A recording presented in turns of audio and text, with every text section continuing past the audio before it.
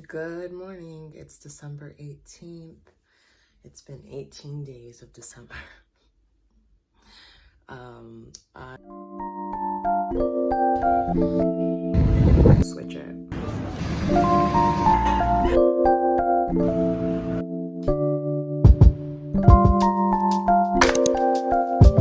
I woke up, I had a dream, and then I woke up, and then I had to use the restroom. And I was just sitting with my thoughts, thinking about, where is my life headed? Where am I going? What am I doing?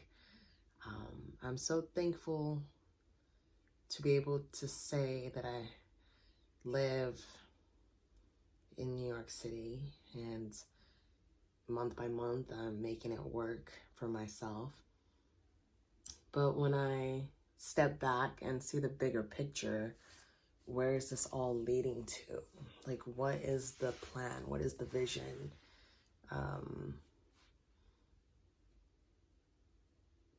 Because as we get older, I feel like this is part 2 of my coming to age story, even though that happened a while ago.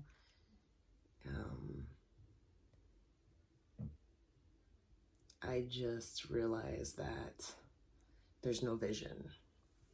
Companies have visions like, this is how much we want to make, this is how much we want to grow, these are the stores we want to be in, or the people we want to help, or the people we want to serve.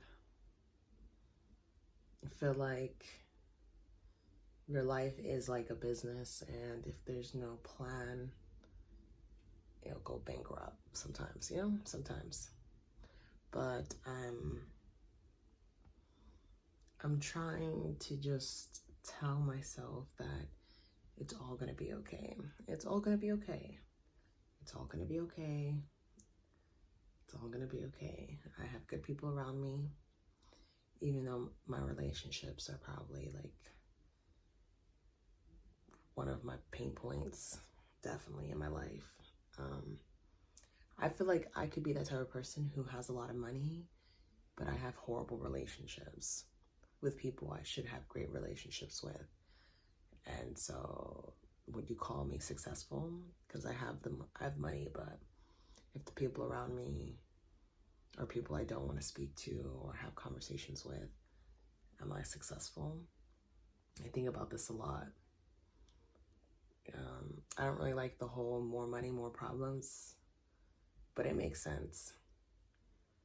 And that's why I think, you should try to make sure everything else is good in your life before you aspire to be financially set, or as you aspire to be financially set, because money can't buy relationships, like real authentic relationships. It's not sustainable in the long term. And I love the term unsustainable or not sustainable, because I feel like that is my life.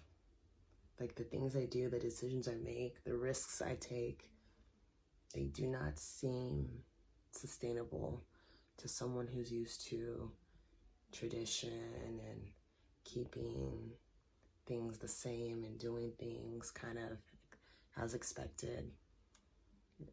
What really helps me in my life is asking myself, do you want to tell the same story, or do you want to tell a different one? Do you want to do what's expected, or do you want to do what's unexpected? Do you want to love your life, or do you want to kind of like your life? And I'm really big on growth and change and risks. I think in order to figure out who you are, you have to test yourself. You have to expose yourself to lots of different things. Exposure, experience, education. Those are really huge. Exposure, experience, education.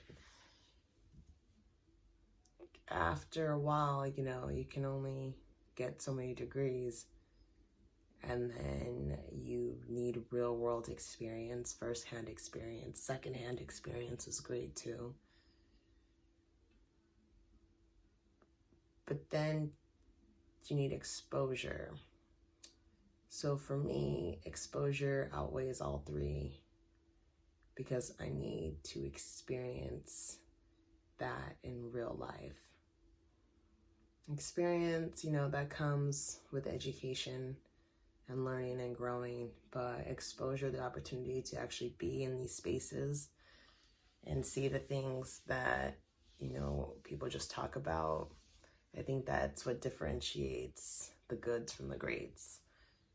And I'm not just talking about people, I'm talking about life, the quality of life.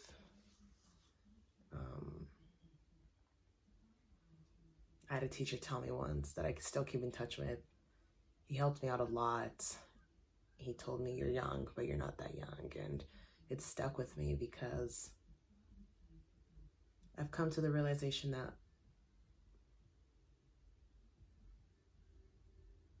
it takes a certain amount of discipline and talent and work ethic to make it to the Olympics. Like, a lot of us, we're not going to make it to the Olympics. We're going to be on the sidelines cheering, right?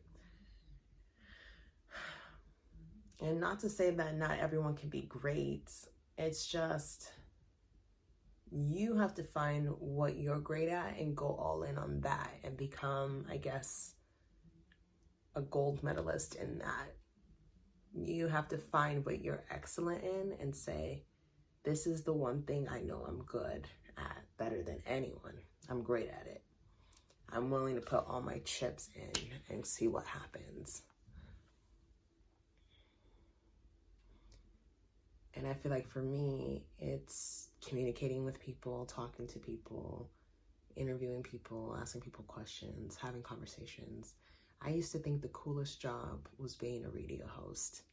I used to imagine these people on the radio as I was driving or in the car or on the bus, and thinking, wow, they probably get to show up to work in their sweats and they just get to ask people questions and laugh and probably drink like juice while they talk and laugh. Like, it must be the coolest job. It must be the most fun job ever. Probably travel and they just talk and they have conversation and they leave their conversations probably a little more enlightened. And they get to meet these people, incredible people from all parts of the world, different parts of the world. I still think, having a job where you don't really need to be seen, but you get to be heard is really, really cool. And that might translate into being a podcast host now. I don't know. Does anyone still listen to radio? I feel like people listen to podcasts. They listen to people on YouTube, Spotify, Apple Music.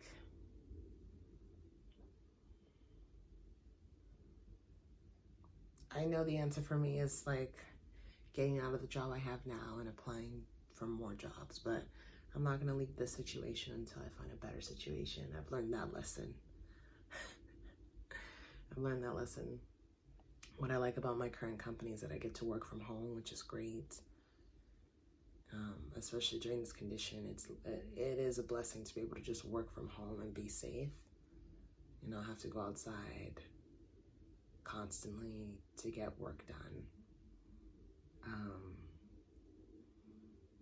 Honestly, I'm realizing I want a job/career where I feel aligned, where the product speaks to me and my values and it's important to me. Because you can just take any job just to take a job. We all need a paycheck to cover our bills.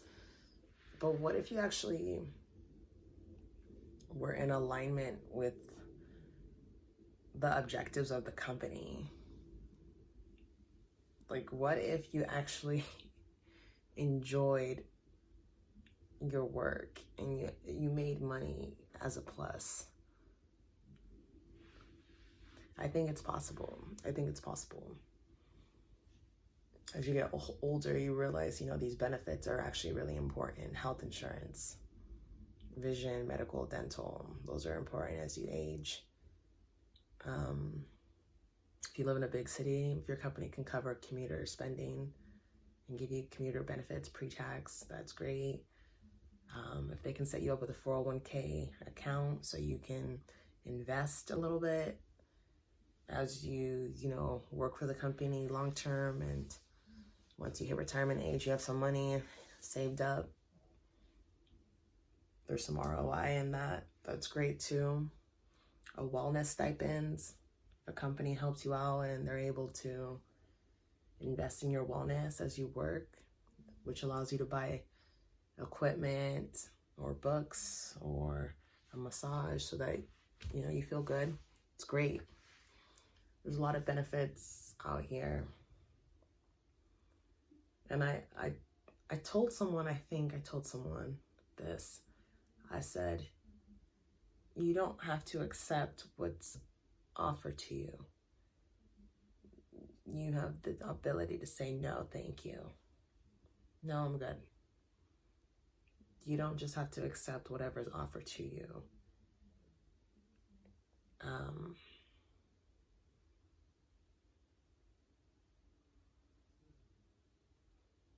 I actually have not gotten paid more since I left my home state. New York City has actually, there's no job I've had in New York City that's matched the job I had prior to leaving and arriving here. The minimum wage in New York City is $15. I was making 2 times that plus on my other job in my home state. And you can survive on $15.